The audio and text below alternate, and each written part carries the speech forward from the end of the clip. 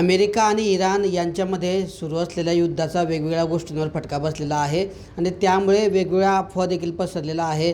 पेट्रोलचा तुटवडा असेल किंवा पेट्रोल मिळणार नाही भविष्यामध्ये, अशाही काही अफवा पसरलेल्या आहेत. मात्र या संदर्भात जळगाव जिल्ह्यातली नेमकी पेट्रोल डिझेलची परिस्थिती कशी आहे आणि त्याचा परिणाम कसा या युद्धाचा या गोष्टींवर होणार आहे, यावर आपल्याशी बोलण्यासाठी जळगाव जिल्ह्याचे पेट्रोल डिझेल डीलर्स असोसिएशनचे अध्यक्ष प्रकाश चौबे सर आहेत. आपण त्यांच्याकडून जाणून घेणार आहोत. सर, काय सांगणार? अमेरिका व इराण यांच्यामध्ये युद्ध सुरू आहे, त्यामुळे पेट्रोल भविष्यामध्ये पेट्रोल मिळणार नाही किंवा पेट्रोल डिझेलची कमतरता असेल, अशा वेगवेगळ्या अफवा पसरलेल्या आहेत. प्रत्यक्षामध्ये स्थिती कशी आहे?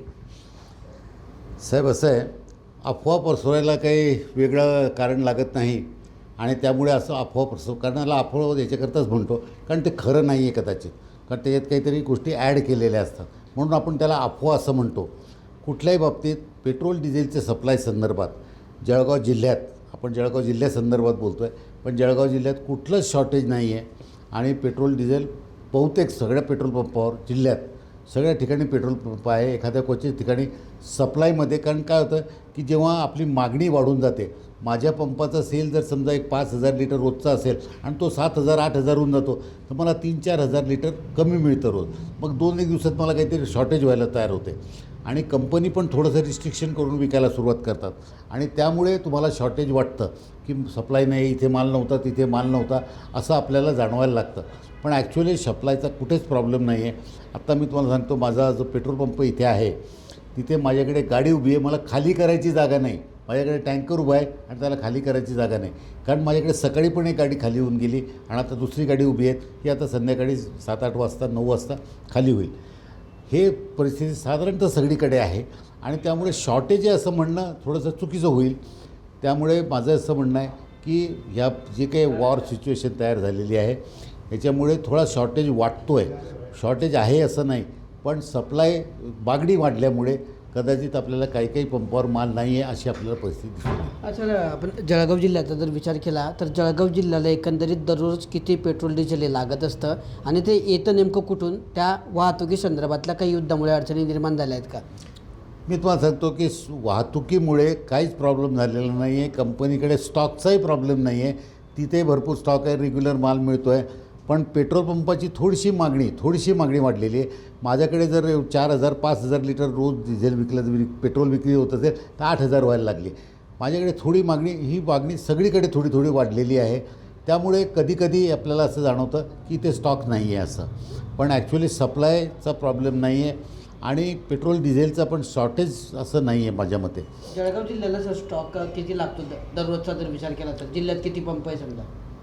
जिल्ह्यात साधारणतः 200 ते 250 पंप आहेत आणि हे सगळं करत असताना प्रत्येक पंपाची एक साधारण तुम्ही आजची मागणी जर आपण तपास केला, म्हणजे तुझी थोडीशी वाढलेली आहे असं जर तपास केला, तर साधारण एक 3,000 ते 4,000 पेट्रोल आणि एक 1,500 ते 2,000 डिझेल पर पेट्रोल पंप एवढं साधारण एवढी मागणी होती. तर आता सध्याचा विचार केला आपण तर युद्ध हे वाढत चाललेलं आहे. युद्ध कधी थांबेल सध्या तरी त्याचं चित्र स्पष्ट नाही आहे. तर आपल्याकडे किती दिवस पुरेल एवढा साठा सध्या शिल्लक आहे? आपण जर गव्हर्नमेंटचा विचार केला की गव्हर्नमेंटकडे सप्लाय पोझिशन, गव्हर्नमेंट आपल्याला सप्लाय देणार आणि गव्हर्नमेंटकडे जर आपण तपास केला तर गव्हर्नमेंटचं म्हणणं असं आहे की आमच्याकडे भरपूर माल आहे, आमच्याकडे शॉर्टेज नाही. पण मी सांगितल्याप्रमाणे थोडी मागणी वाढल्यामुळे कधी कुठल्या पंपावर शॉर्टेज होऊन जातं. असं वाटतं की इथे माल नाही आहे, तिथे माल नाही आहे, पण ॲक्च्युली त्याला शॉर्टेज असं म्हणता येणार नाही. सप्लायची थोडीशी मागणी वाढल्यामुळे एकदम सप्लाय आज मागणी वाढली लगेच सप्लाय वाढतो असं होत नाही. त्यामुळे कधीकधी आपल्याला असं जाणवतं की इथे माल नव्हता, तिथे माल नव्हता, पण ॲक्च्युली तशी परिस्थिती अजिबात नाही आहे. जळगाव जिल्ह्याचा जर आपण विचार केला तर जळगाव जिल्ह्यात मला नाही वाटत की कुठे पंपावर प्रॉब्लेम आहे. अजूनपर्यंत आमच्या कानावर असं नाही आहे या पंपावर माल नाही आहे, त्या पंपावर माल नाही आहे. किती दिवस पुरेल असा साठा आहे समजा आपल्याकडे? गव्हर्नमेंटचा जर आपण विचार केला तर गव्हर्नमेंटने स्टेटमेंट दिलेलं आहे की साधारण त्यांच्याकडे 25 ते 30 दिवसचा सप्लाय भरपूर आहे. 25 ते 30 दिवस कुठलेही रेट वाढणार नाही आणि सप्लायमध्ये प्रॉब्लेम येणार नाही, हे गव्हर्नमेंटने सांगितलेलं आहे. सगळ्यात महत्त्वाची गोष्ट काय असते, सप्लाय कमी होणं म्हणजे रेट वाढणं, एक रेट. पण जर सप्लाय भरपूर आहे तर रेट वाढणार नाही. तर 25 ते 30 दिवस समजा सलग युद्ध चाललं तर त्यानंतरची परिस्थिती काय होऊ शकते एक अंदाज? हो, ते सांगणं कठीण आहे, कारण ते अजून गव्हर्नमेंटही स्टेटमेंट देत नाही संदर्भात की जर पेट्रोल डिझेलचं जर सेल वाढत गेला आणि इकडे सप्लाय जर होत नसेल तर मग परिस्थिती काय होईल हे सांगणं कठीण आहे. कारण एक साधारण गोष्ट, जसं मी आत्ता सांगितलं तुम्हाला की आज माझी सेल थोडीशी वाढलेली दिसते म्हणजे सेल नाही वाढलेला, स्टॉक करण्याची परिस्थिती झाली. आज माझ्याकडे जर एक 4 दिवसाचा स्टॉक असतो तर मी 7 दिवसाचा स्टॉक भरून ठेवतो, टाकी फुल करून ठेवतो. अशी साधारण सगळ्यांची पोझिशन असते. त्यामुळे मागणी वाढलेली आपल्याला जाणवते, पण ॲक्च्युली ती मागणी वाढलेली नसते, स्टॉक पोझिशन कमी जास्त होत असते, त्याचा परिणाम असतो. हा काही मागणीचा परिणाम नसतो आमच्यावर. इतक्या दिवसाचा आमचा अनुभव तरी असाच आहे.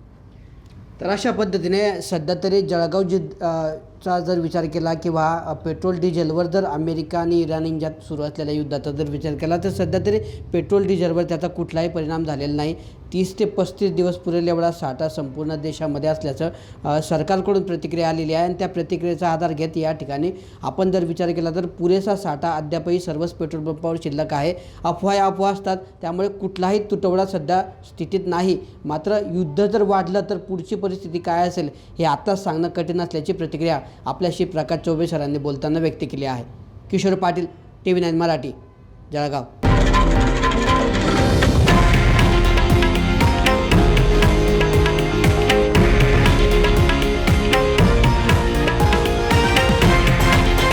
हे आहे देशातील नंबर 1 न्यूज नेटवर्क आणि आपण पाहत आहात TV9 मराठी, एकमेव.